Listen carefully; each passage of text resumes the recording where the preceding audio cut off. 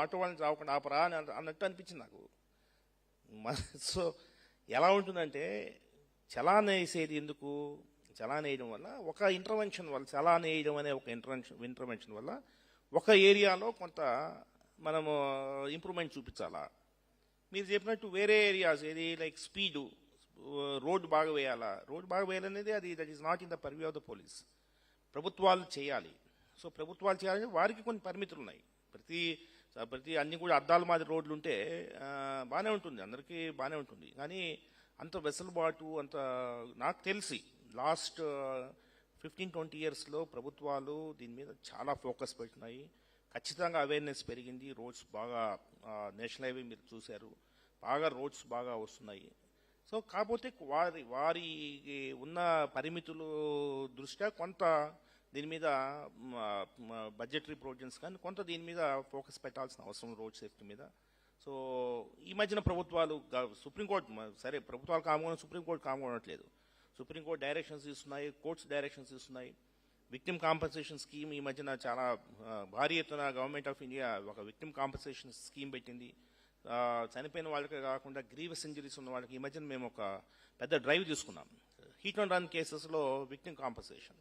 So అది NTR police కమిషనరేట్లో అది పనిగా దాదాపు 250 కేసెస్ ఉన్నాయి గత 3-4 ఇయర్స్లో. అది పనిగా 250 కేసెస్లో మొత్తం టోటల్ ఇట్స్ బిగ్ ప్రొసీజర్. అందులో పోలీసు, రెవెన్యూ అందరు చాలామంది ఉంటారు స్టేక్ హోల్డర్స్. సో అందరికి తెలియదు. సో అందరు ఉద్యోగాలు మేమే చేసి మొత్తం మీద జనరల్ ఇన్సూరెన్స్ కంపెనీ పంపించి రీసెంట్గా మీరు must have seen in news papers 15 మెంబర్స్కి కుడ్ గెట్ కాంపన్సేషన్. కొంత అందులో ఒక 4-5 డెత్స్ అయిన ఫ్యామిలీస్, మిగతా వాళ్ళు గ్రీవస్ ఇంజరీస్ అయిన ఫ్యామిలీస్కి కొంత అంటే ఉన్న ఆపర్చునిటీస్, ప్రభుత్వం ఇస్తున్న ఆపర్చునిటీస్ ఏదైతే ఉన్నాయో వాటిని కూడా సరిగ్గా సద్వినియోగం చేసుకోవాల్సిన అవసరం ఉంది ఒకవైపున.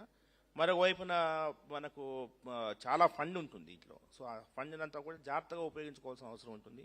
సో పోలీస్ కమిషనర్ తరఫున నేను ప్రజలకు హామీ ఇస్తున్నాను, ఖచ్చితంగా 2025లో మేము ఒకవైపున సిటీలో ట్రాఫిక్ కంజెషన్స్ తగ్గిస్తూ ట్రాఫిక్ని స్మూత్ అండ్ సీమ్లెస్ ట్రాఫిక్ చేసే విధంగా ఒకవైపు ప్రయత్నిస్తూనే మరొక వైపున రోడ్ సేఫ్టీ, రోడ్ యాక్సిడెంట్స్ దీంట్లో కొంత ప్రగతిని సాధిస్తామని చెప్పేసి నేను నమ్ముతున్నాను. We'll take some questions from the students.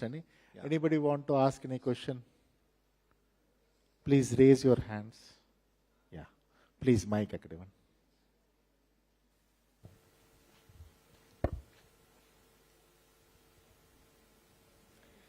Good afternoon, sir. My name is Vaishnavi.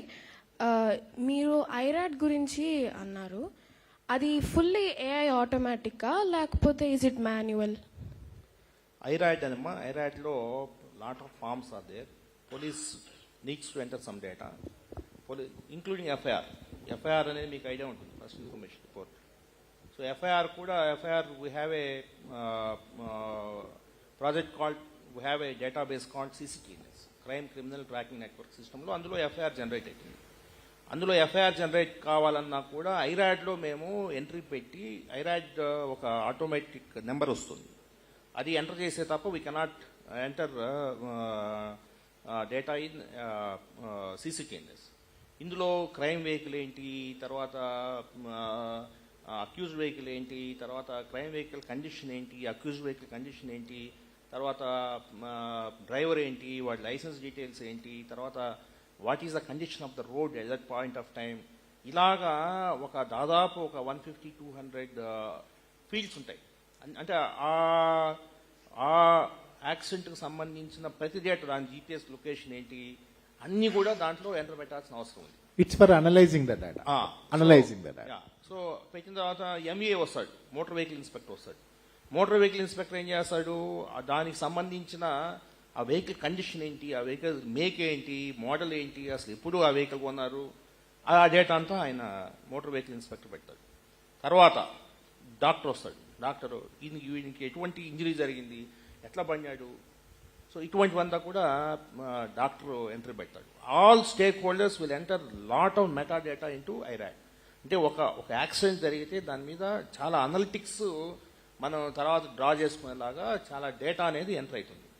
Enter అయిన దాని తర్వాత మనకి అసలు ఇందాక వీరు అడిగారు ఒక ప్రశ్న, అసలు దేనివల్ల ఎక్కువ మంది చనిపోతున్నారు, డ్రంక్ అండ్ డ్రైవింగా, రాంగ్ లేనా, ఇవన్నీ అడిగారు. So you will have all analytics in iRAD. మీకు ఐరాయిడ్ అసలు ఉంటే బాగుండేది. మీరు ఐరాయిడ్ ఒకసారి చూపించుంటే, if you can, I don't know, ఇది ఎన్ని గంటల వరకు ఉంటుందండి అది? Oh, so next time we can plan. IRAD data చూపించి మీకు అసలు ఏంటనేది ఒకసారి మేము చూపించగలం. అంటే ఈ అనలిటిక్స్ ద్వారా మనము కొన్ని ఇంటర్వెన్షన్స్ చేయాలి. ఇంటర్వెన్షన్స్ ఏంటి? ఇందాక ఎక్కువ మంది మోటార్ సైకిల్స్ చనిపోతున్నారు, ఎక్కువ మంది హెల్మెట్ లేకుండా చనిపోతున్నారు అని కూడా తెలుస్తుంది మనకి. సో దాని మీద ఒక ఇంటర్వెన్షన్. ఇక్కడ this is the black spot. This black spot this is vulnerable for accidents. ఈ వల్నరబిలిటీని తగ్గించాలా. సో ఇక్కడ బుషెస్ ఉన్నాయి, అవి కొట్టేయాలా, లేదంటే లైట్ ఉండాలా. ఇటువంటివన్నీ కూడా స్మాల్ ఇంటర్వెన్షన్స్ అన్నీ కూడా మనం చేయడానికి ఐరాయిడ్ డేటాను ఉపయోగించుకొని చేయాల్సిన అవసరం ఉంది. సో దానికి ఈ మధ్యన supreme court is very particular about entering data in iRAD. Integrated all stake holders should come on the same platform. తర్వాత ఇన్సూరెన్స్ కూడా ఐరాయిడ్లో నుంచి ఇన్సూరెన్స్ పోవాలి. ఇన్సూరెన్స్ ఏజెన్సీస్, మ్యాక్ట్ అన్ని కూడా వెళ్లాల్సిన అవసరం ఉంది. సో అలా చేసుకుంటూ పోతే బాగుంటుంది. బట్ అన్ఫార్చునేట్లీ ఇంకా అందరు కూడా ఆల్ స్టేక్ హోల్డర్స్ ఇంకా రాలేదు. I'm sure next few days, few years, if not few months లో people will come on to, all stakeholders will come on to same platform and we can see improvement. Suppose it's like suppose ఒక class ఉందనుకోండి, ఆ క్లాస్లో different subjects, somebody ఏ సబ్జెక్ట్లో పూర్గా ఉన్నారు. Suppose somebody ఒక class మొత్తం మ్యాథమెటిక్స్లో తక్కువగా ఉంటే we can see mathematics, we have to put effort on mathematics అని ఎట్లయితే ఉంటుందో. సపోజ్ హెల్మెట్ వితౌట్ హెల్మెట్ ద్వారా చనిపోతున్న వాళ్ళ సంఖ్య ఎక్కువగా ఉంటే they will put effort on helmet, ప్రాపర్గా హెల్మెట్ ఉండేటట్టు. లేదంటే రోడ్ క్రాష్ ఏదైనా అవుతూ ఉంటే క్రాషెస్ తగ్గించడానికి ఎట్లాంటి చర్యలు తీసుకోవాలనే దానిపైన దృష్టి పెడతాయి. ఇట్స్ బ్రాడర్గా వీ కెన్ ఇట్లా చెప్పొచ్చు కదా సార్, బ్రాడర్గా. So this is one of this thing. So anybody want to ask anything? Please raise your hands. Ya, అక్కడ please. Hello sir, my name is Sai Harsha. So ఇప్పుడు మన సిటీలో చాలా ఫుట్పాత్స్ ఉన్నాయి, కానీ ఒకవేళ వాన పడితే ఫుట్పాత్స్ అవన్నీ వాటర్లోకి అయిపోతున్నాయి. అంటే ప్రజలు దాని మీద నడవలేకపోతున్నారు, వాళ్ళు రోడ్ మీదకి వచ్చి నడుస్తున్నారు. So it is creating irrational problems. So మనకి ఫ్యూచర్ ప్లాన్స్లో డ్రైనేజ్ సిస్టమ్ ఫుట్పాత్స్ కింద ఏదన్నా పెట్టే ఐడియా ఏమన్నా ఉందా సార్? It's good question. నేను అందుకే ఇందాక చెప్పాను, సేఫ్టీ కల్చర్ అనేది డెవలప్ చేయాలి. ఫుట్పాత్ ఉంటుంది, మనోడు ఫుట్పాత్ పక్కన పోతాడు, సమస్య అక్కడే వస్తుంది. కొన్ని దగ్గర ఫుట్పాత్స్ ఉండవు. Is unable to walk on the footpaths అంటున్నాడు సార్. Footpath is there but is unable to walk on the footpath because of water log. Right, that is also there. Footpath ఉంటుంది, ఫుట్పాత్ మీద వీడు హాకర్ ఉంటాడు, వీటి కింద నడవాల్సి వస్తుంది. Your right.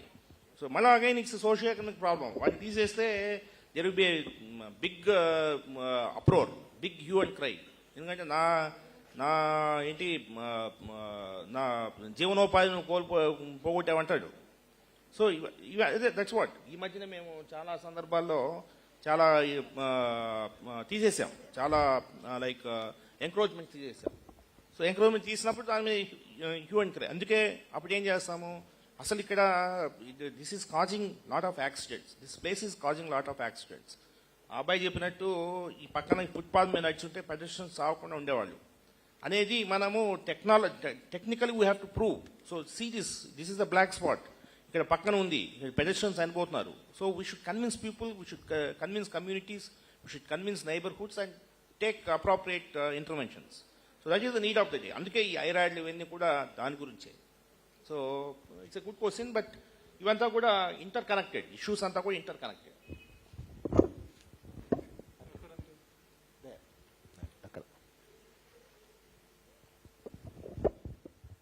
సార్, నా నుంచి ఒక సజెషన్ ఉంది. అదేంటంటే ఇప్పుడు ఏమైనా యాక్సిడెంట్ అయితే అంబులెన్స్ వచ్చి ఆ పర్సన్ని తీసుకెళ్ళడానికి మినిమం 30 minutes to 45 minutes పడుతుంది. అది కూడా దేనివల్ల అంటే ఈ traffic jams and traffic congestion వల్ల. అదే అంబులెన్స్కి ఒక సెపరేట్ రోడ్, అంటే ఒక గ్రీన్ కాలనీ లాగా ఉంటే ఓన్లీ అంబులెన్స్ ఆ రోడ్లో తిరుగుతాయి అన్నమాట. So that no traffic and no congestions. అప్పుడు ఒక పర్సన్ లైఫ్ మనం తొందరగా సేవ్ చేయొచ్చు అండ్ ఆ పర్సన్ని తొందరగా అడ్మిట్ చేయొచ్చు హాస్పిటల్లో. ఇది నా సజెషన్ సార్. బికాస్ ఇండియాలో ఆల్రెడీ గ్రీన్ కాలనీ అన్నది ఇంట్రడ్యూస్ చేశారు, కానీ అంటే ఎప్పుడైనా అంబులెన్స్ వస్తే వే ఇవ్వాలని. కానీ అది ఇక్కడ చాలామంది పాటించట్లేదు, ఎవరి పనుల్లో వాళ్ళు బిజీగా ఉన్నారు.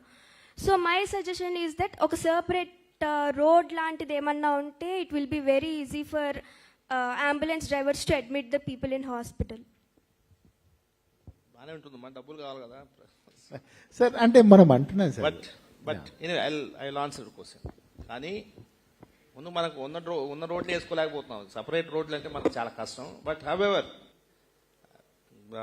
I'm happy. I think must be school students. I'm very happy, కొంత అవేర్నెస్తో వచ్చారు. I'm very happy for that. So అంటే అందుకే ఇందాక నేను ఐరాయిడ్ అని చెప్పాక, ఐరాయిడ్లో ఈ 108 అంబులెన్సెస్ కూడా వాడు కూడా ఒక stake holder. Is also there in. ఇది అయిపోతుండగానే message will go to the nearest 108 fellow. So 108 వాడు వచ్చేస్తాడు.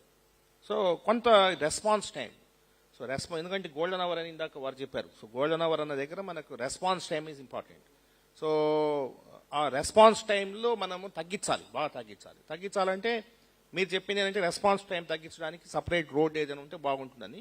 సపరేట్ రోడ్ లేకపోయినా మనకి మెసేజ్ ఇమీడియట్గా పోతే మనం చాలా వరకు రెస్పాన్స్ టైం తగ్గించవచ్చు. దానికి కూడా ప్రయత్నాలు జరుగుతున్నాయి. అందుకే ఈ స్టేక్ హోల్డర్స్ అన్ని ఒక దగ్గర వచ్చేస్తే మనకు ఖచ్చితంగా కొంత ఇంప్రూవ్మెంట్ ఉంటుంది. సార్ మనం ట్రాఫిక్ అంటున్నాం, మంచి సజెషన్ ఇచ్చారు అమ్మాయి, సపరేట్ రోడ్ ఉండాలి అని చెప్పి. But at the same time మనం కొంచెం వేరే పాశ్చాత్య దేశాల్లో చూస్తే, నేను ఐ వాజ్ మెంబర్ ఆఫ్ 2014లో సింగపూర్ మోడల్ సిటీ అన్నప్పుడు మీడియా డెలిగేషన్లో I was a member visiting in Singapore. So అక్కడ చూసాం సార్, అంటే లివబుల్ కండిషన్స్ ఎట్లా ఉంటాయి అంటే, ఒక వైశాల్యపరంగా చూస్తే సింగపూర్ లాంటి సిటీ చాలా చిన్న city. Even though but density, విపరీతమైన డెన్సిటీ ఉంటుంది. మీకు మల్టీ స్టోర్డ్ బిల్డింగ్స్ ఉంటాయి, 30-40 ఫ్లోర్స్ బిల్డింగ్స్ ఉంటాయి. ఆఫీస్ అయిపోయిందంటే everybody they starts at 9 o'clock and they will leave the office at 5-5:30. But ఏంటంటే మనకి ఎక్కడా కూడా ట్రాఫిక్ కనిపించదు సార్.